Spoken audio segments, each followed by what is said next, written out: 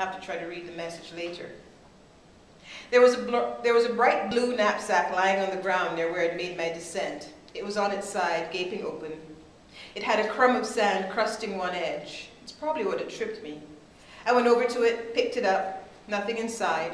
One strap torn, front pocket half coming off, not too bad shape otherwise. I dumped my finds into it. From the pockets of my jeans, I tossed in my cell phone and wallet too. They'd be drier there. I hauled the knapsack onto my shoulders and strode up the short incline to the bike path.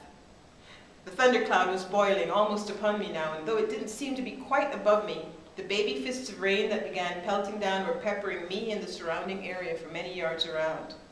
Probably something fancy to do with the curvature of the earth and the speed and direction of the wind. Dad would have known how that worked. Did know, somewhere inside that softening mind of his. I hurried along the path as the wind picked up. The ratio of raindrops to air approached 50-50. Rainwater pockmarked the surface of the lake. The susurrus was an almost comforting white noise. Thunder rumbled and chuckled. A bright stitch of lightning tore the sky in half a few miles away.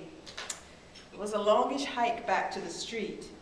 I made a mental note to stay away from tall things, trees, telephone poles. So many times Daddy had warned me as a girl not to hide under trees during the rain. The lake had turned an oddly pretty greenish blue, sort of tidy bowl mixed with almond milk. Usually it was tea-colored. Water in my glasses was making detail difficult to see, but it was good enough for navigating the bike path. Water trickled from my hair into my ears and down the back of my neck. I couldn't help sucking some of it in from my mouth corners. It tasted so sweet, though I knew the skies were as polluted as the soil. If it wasn't Genevie ranting about it, it was Dad, even in his mostly mindless condition. No cobalt bleach glass today.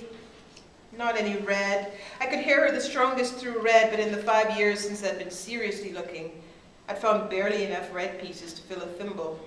Good for a hint of a whispered half-phrase on good days and not much else. A man's voice yelled and I jumped. A couple of cyclists, guys in baggy shorts and loose football t-shirts, came around a bend in the path going the other way. They were hallooing for the glee of wind and rain and weather warm enough for enjoying both. I relaxed. Whatever form it showed up in, my hate always came alone and never in the rain. One of the guys splashed his bike through a puddle, holding his legs and feet straight out ahead of him, got himself splattered in mud, which the rain began immediately tattooing patterns on in his pale skin. He grinned shyly at me. I grinned back and they zipped past me, probably heading towards the beach I'd just left. I wandered a few yards more. I was soaked through and a little chilled. I stopped. There was a snake lying near the edge of the path, half in and half out of the underbrush. It was smallish as snakes went, about 9 inches long, dark green on top, pale yellow along its sides, curled in a figure 8. My first alarmed thought was that the cyclists had run over it in spite or ignorance, as we monkeys will. But it seemed whole.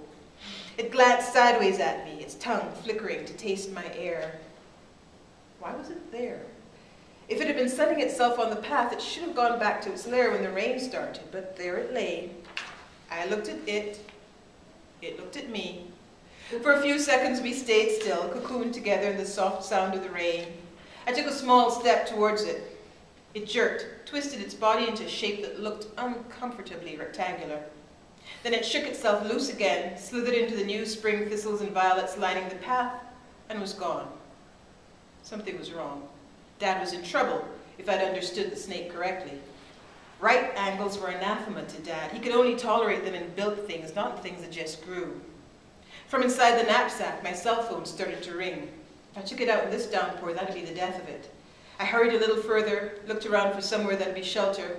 Only saplings, the open beach, water pouring from the skies. The phone rang and rang and rang. 12 rings, 15. It was only set for 9. Fuck, I said, I'm trying. The hell with it. I reached into the knapsack for the jangling phone. Maybe I'd be able to hear enough of what the caller was saying before it shorted out. Here, said a soft voice behind me. Allow me. It was the guy on the motorbike. He sat the bike like most people would sit on a big, comfy couch. He was holding up a vast golf umbrella decorated with a swirl of rainbow colors. He smiled and twirled it. The colors appeared to spiral into its white center. Thank you, I said. I stepped into the shade of the umbrella, fumbled the phone out of the knapsack with wet fingers. Hello? Took you long enough, said Genevieve's voice. You gotta get to the home right away. Lars will take you. Lars? At your service, said the man holding the umbrella. His voice was quiet but rumbly. I could feel it in my belly. Genevieve, I said, what's wrong with Dad? He might be fine, but he's gone. People at the home haven't seen him since last night. Shit. Officially, Dad had advanced Alzheimer's. The care home kept him carefully under lock and key. You were supposed to check in on him this morning, Bijou. Yeah, I know. I'd been too busy being fired. Again.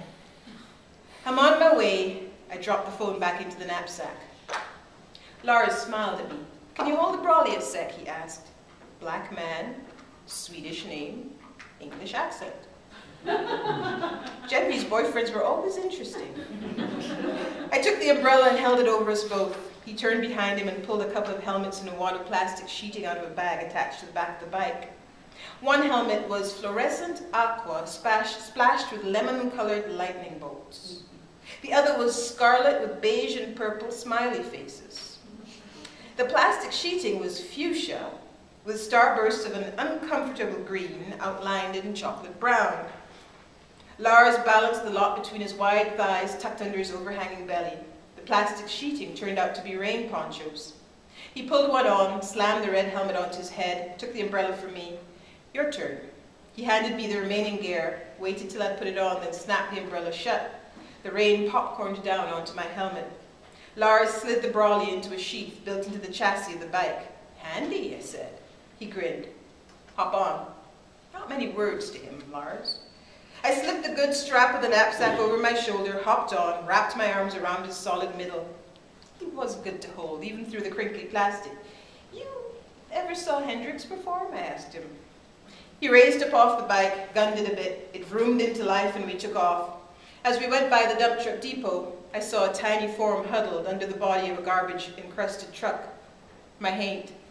The wet side of its face glistened and ran a little more than you'd expect from just rainwater. It looked painful.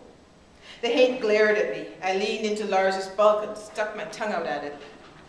Suddenly it smiled, its mouth too broad for its face. Something spilled, wriggling from its baby lips. Hard to see through the sheeting rain, but it looked like the snake messenger I'd just seen. The haint bit down, and a writhing length of its snap fell to the ground.